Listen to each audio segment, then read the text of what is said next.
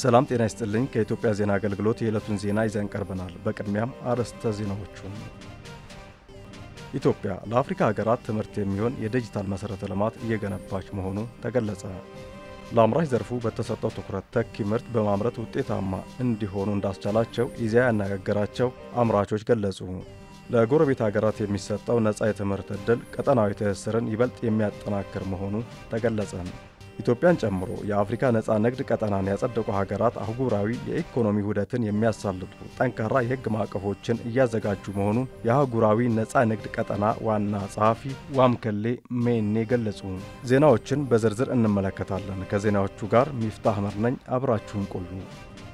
በግብርና ሚኒስቴር አሳ ሀብት ልማት ዴስክ ኃላፊ ዶክተር ፋሲል ዳዊት ለኢዜአ እንደገለጹት ኢትዮጵያ እምቅ የአሳ ሀብት ቢኖራትም በተለያዩ ተግዳሮቶች ምክንያት በዘርፉ ተጠቃሚ ሳትሆን ቆይታለች። ከቅርብ ጊዜ ወዲህ በዘርፉ በተሰራው ስራ የአሳ ምርትና ምርታማነት ለውጥ እየተመዘገበበት መሆኑን አንስተው በህዳሴ ግድብ ላይ የተመዘገበው ተጨባጭ ለውጥም ለአብነት አንስተዋል።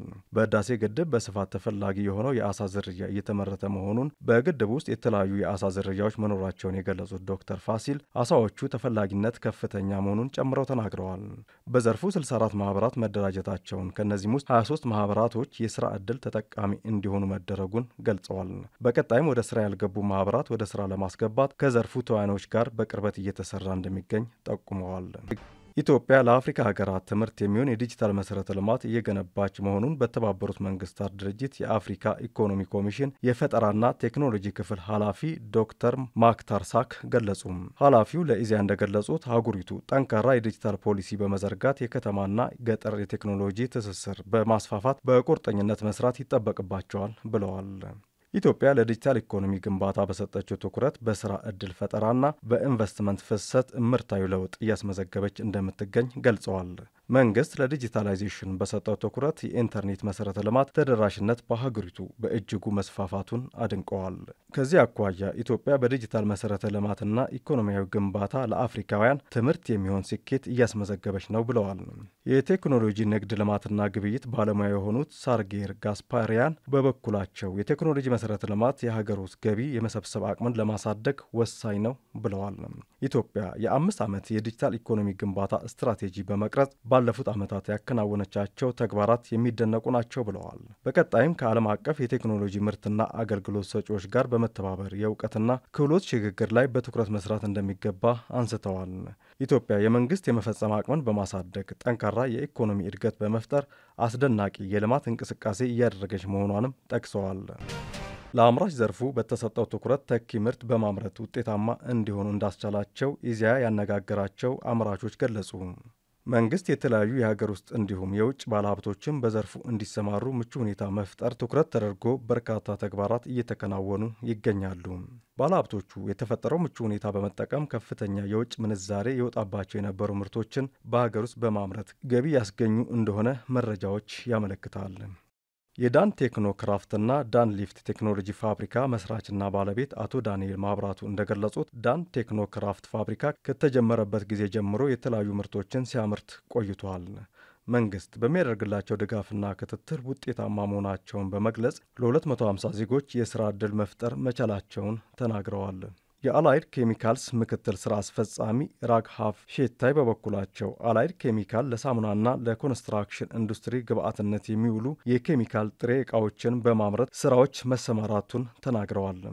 ተኪ ምርቶችን በማምረትና በዓለም ገበያ ተወዳዳሪ ሆነው በመቅረብ በኢኮኖሚ እድገት ላይ አስተዋጽኦ የሚያበረክቱ በርካታ ተግባራትን እያከናወኑ እንደሆነ ገልጸዋል።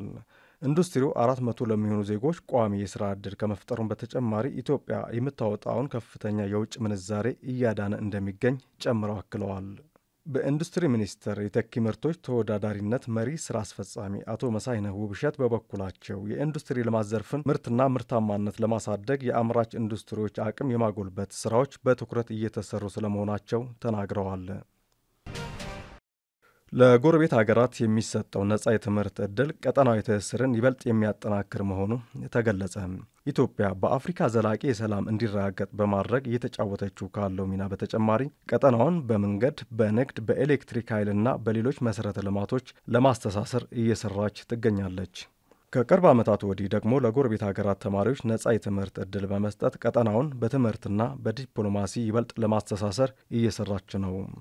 ለዚህም የኢፌዴሪ ቴክኒክና ሙያ ስልጠና ኢንስቲትዩት ባለፉት 5 ዓመታት ለጎረቤት ሀገራት እየሰጠ ያለው የትምህርት ዕድል ተጠቃሽ ነው። የኢፌዴሪ ቴክኒክና ሙያ ስልጠና ኢንስቲትዩት ዋና ዳይሬክተር ዶክተር ብሩክ ከድር ለኢዜአ እንደገለጹት ኢንስቲትዩቱ በኢትዮጵያ ስራ ፈጣሪ የሰው ኃይል ከማፍራት በተጨማሪ በተለያዩ የሙያ መስኮች ለጎረቤት ሀገራት ተማሪዎች ስልጠና እየሰጠ ይገኛል። ኢንስቲትዩቱ ካለፉት 5 ዓመታት ወዲህ በየዓመቱ ከ200 በላይ ለሚሆኑ የጎረቤት ሀገር ተማሪዎች የቴክኒክና ሙያ ስልጠናዎችን በነጻ እየሰጠ ለምረቃት እያበቃ እንደሚገኝ ተናግረዋል። ኢንስቲትዩቱ በቀጣይም የትምህርት ዕድል የሚሰጣቸው ሀገራትን ቁጥር በማሳደግ ቀጠናዊ ትስስርን ይበልጥ በሚያጠናክር መልኩ አጠናክሮ እንደሚቀጥል አረጋግጠዋል። ሰልጣኞች በበኩላቸው ኢትዮጵያ ለጎረቤት ሀገራት እየሰጠች ያለችው የትምህርት ዕድል የሚበረታታ መሆኑን ተናግረዋል። ኢትዮጵያን ጨምሮ የአፍሪካ ነጻ ንግድ ቀጠና ያጸደቁ ሀገራት አህጉራዊ የኢኮኖሚ ውህደትን የሚያሳለጡ ጠንካራ የሕግ ማዕቀፎችን እያዘጋጁ መሆኑን የአህጉራዊ ነጻ ንግድ ቀጠና ዋና ጸሐፊ ዋምኬሌ ሚኔ ገለጹ። የአፍሪካ ህብረት አባል ሀገራት መሪዎች አህጉራዊ የነጻ ንግድ ቀጠና መመስረቻ ስምምነት እንደ አውሮፓውያን አቆጣጠር በ2018 በሩዋንዳ ዋና ከተማ ኪጋሊ መፈረማቸው ይታወቃል። ኢትዮጵያ ስምምነቱን በወቅቱ ከመፈረምን ባለፈ በህዝብ ተወካዮች ምክር ቤት በኩል መጋቢት 12 2011 ዓ.ም አጽድቃለች።